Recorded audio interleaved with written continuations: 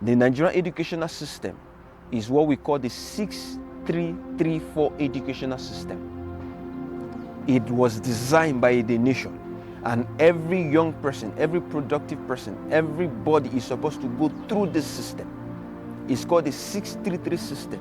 6 years for primary education, 3 years for your junior secondary education, 3 years for your senior secondary education, then 4 years, or depending on your course, for your tertiary education. Now there's another part that was also introduced later on. It's called the NYSC. So the system was designed, and you are expected to spend a minimum of 16 to 18 years going through the system. If you go for your MSc, if you go for your master's degree, if you do all those ones, you spend a minimum of 20 years going to school.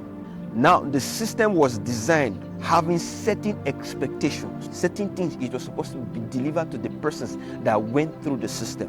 Number one is the system was designed to be able to give you the ability to read and write, which is called literacy. Who is an illiterate? An illiterate is somebody that is unable to read and write. Number two, it's supposed to be able to develop your character. Number three, the system is expected to make you employable. The essence why they are training you in school is to be able to make you have these skills so that you can be able to succeed. Then the next thing this system is supposed to do for you is you're supposed to get a job, then earn a certain amount after retirement, which is what we call pension. But there is a problem with this system, which I have called faults with the educational system. The number one fault I find with the educational system is the educational system is designed to make you an employee, not an employer. In your whole 16 years or 20 years that you'll be going to school, most of the times graduates come out with a certificate looking for a job. It is not their fault. It is the system that they have gone through. The system was designed primarily to make them job seekers, to make them seekers of employment, which leads to the number two of the fault which I found with this system. There are no jobs. There are no jobs. Imagine you being told that all you need to do is go to school, and you now invested 20 years or 18 years or 60 years of your life going to school, only for you to discover that there are no jobs. Now they now start telling you need to think out of the box, find something do anything. But that was not what the system promised you initially. If you know that the system promised you this initially, you would have done what, boy? Because the guy that went to go and serve his boss for 10 years and was settled is better off than the graduate that went to school after 16 years. After the guy served his boss for 10, 20 years, he was given a capital. He was given something to go and start up life with. It could be 10 million, it could be 5 million, it could be a shop properly stocked up for him. But you, when you were done with school, the only thing you were given was a certificate, only for you to now start thinking of what to do with the certificate after 16 or 18 years of investment. Number three fault which I find with the system is the system does nothing, little or nothing to develop your character. Our society right now is designed in such a way that parents rarely spend time with their kids. Teachers spend more time with their kids more than parents. So it is the teacher that is inculcating or teaching the child, more of inculcating his or her belief into your child. So the teacher is the one expected to do more of the grooming.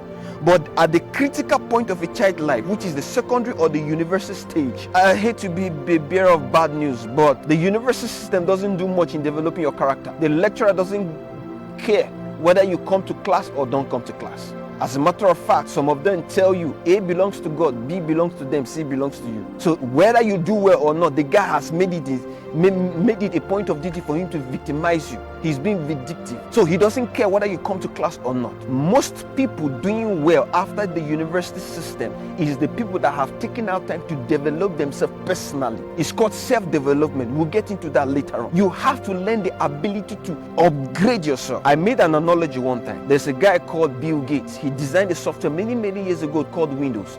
And he was so smart that he designed Windows in such a way that the Windows needed to be updated after now and then, either yearly or 2 years or whatever. But you discover that it started with Windows XP or thereabout. Now we have Windows 10. It was designed in such a way that it could be upgraded. That means the knowledge which he had when he designed the first one, he has upgraded in the knowledge. Therefore, it's reflected in his product. So if you want to attain this thing called success, you need to have the ability to upgrade. And another fault which I find with the system is our educational system is designed to make us consumers and not producers. When it comes to this game of making wealth, when it comes to this game of success, when it comes to this game of wealth creation, consumers don't make money. Consumers spend money. It's producers that make money. So money is called currency. It moves from one person to another. So money will always move from the person spending to the person producing. And the system which you went through didn't teach you how to do that. The next fault which I find with this system is this system teaches us to be competitors, not collaborators. In the school of business, you cannot compete with everybody. There are certain people you have to work with to become better. In your educational system, it is called cheating. It's called exam malpractice. So having gone through a system for 20 years, for 18 years, for 16 years, and you were told to read on your own, come to the exam hall, write on your own and pass, and you'll be graded based on your performance. In life, it is different. There are so many factors, there are so many systems you have to put together to make a business work. There are so many things you have to bring together to make your life work. You cannot but work with people. You cannot but be a team person. You cannot but be a people person. Your ability to work with every other person to achieve a certain goal. They don't teach us that in school. One of the things I teach young people, students, is why going through the university system, ensure you have a system of advantage that every other person is not having, which is what? Getting a skill. I have said it and I will keep saying it. If you went through the university system for 4 years, 5 years, and the only thing you graduated with is a certificate, then you're of most men miserable. Why? Why going through that 4-year system? Get somebody that will teach you a skill, except you are going for a professional course like medicine.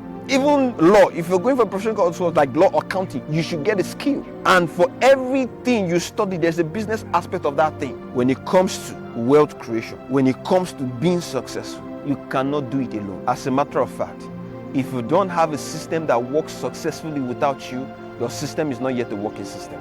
This goes to the business people, this goes to the people running organization or institution. If your system does not work effectively without you, that means your system is not a working system. There's the statistics I have here that I want us to go through. I got this online. So this statistic says that 1.8 million graduates are produced every year in Nigeria. If you are the believer that believes that you are graduating into favor market instead of labor market, hear me, come closer, let me talk to you.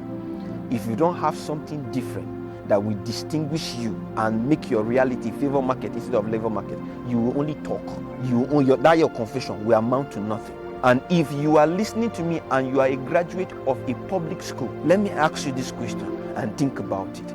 If you went to the public school and you graduated with a 2-1 instead of a first class, which you were supposed to be given, so by whatsoever reason you are victimized, and somebody went to a private university and was actually given his first class, what competitive advantage do you have over the guy that went to a private university where you're seeking for an employment?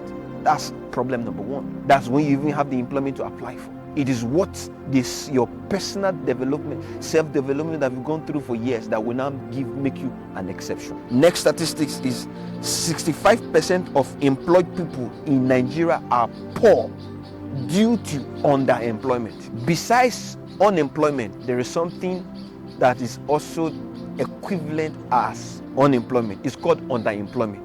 Underemployment simply means you being paid below the standard that you're supposed to be paid. I give an example. For instance, you go to a bar, a graduate is serving tables. A graduate is serving tables in the bar. It's not supposed to be so.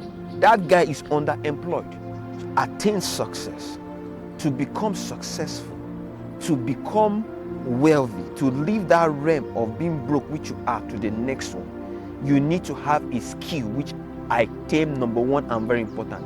It's called your ability to be teachable. What does it mean to be teachable? Your ability to learn, unlearn, relearn new things. Let me say it again. Your ability to learn, unlearn, and relearn new things. Why? Because that educational system you went through for 20 years, for 18 years, for 16 years, have been designed perpetually to make you not succeed, to make you broke, I saw something online a couple of days that made me smile. He said, sorry, pardon me, I'll use pidgin. He said, nothing sweet, illiterate, like when graduate knows maker for life. It excites the guy. He is convinced that you wasted your time going to school.